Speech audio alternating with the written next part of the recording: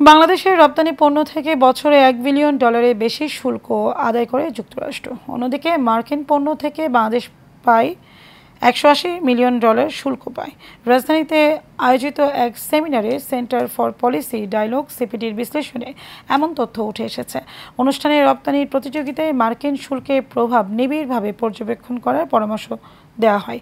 মেহরাব সুমনকে সাথে নিয়ে রিপোর্ট করছেন রকিব মানিক।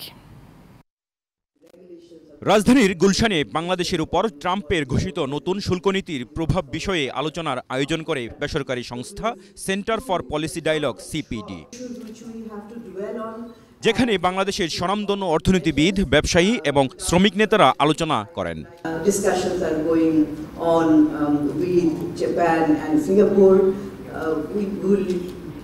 We would urge that we should complete these FTAs as soon as possible and also get engaged with others. অনুষ্ঠানে HSBC ব্যাংকের CEO Mahbubur Rahman বলেন, এই পরিস্থিতির বিকল্প হিসেবে নতুন বাজারের সন্ধান করতে হবে। আমরা ফ্রি ট্রেড এগ্রিমেন্টে গেলাম না, আমাদের জিএসপি উঠে গেল। ভিয়েতনাম, আমি জাস্ট একটা এক্সাম্পল হিসেবে বলছি, এক্সপোর্ট করে দিচ্ছে ফ্রি ট্রেড এগ্রিমেন্টের আন্ডারে, আমার উপরে ট্যারিফ বসে গেল। এটা তো আসলে কাম্য হবে না। তো কাজেই আমাদের একটা রোড ম্যাপ দরকার। আমি বলবো যে আমাদের কম্পিটিটিভনেসটা আগাতে হলে কোন বাজারে আমি কম্পিটিটিভ হব, কিভাবে হব এবং কোন বাজারগুলি আমাদের জন্য প্রাসঙ্গিক, সেরকম একটা রোড ম্যাপ খুবই প্রয়োজন। এ সময় সিপিডির চেয়ারম্যান রেহমান সুবান বলেন, বাংলাদেশি পোশাক আমদানি থেকে যুক্তরাষ্ট্র $1 বিলিয়নের বেশি শুল্ক পেয়ে থাকে। That number one was export promotion. No, number one was import substitution. Meaning to say that they were bothered by the fact that the US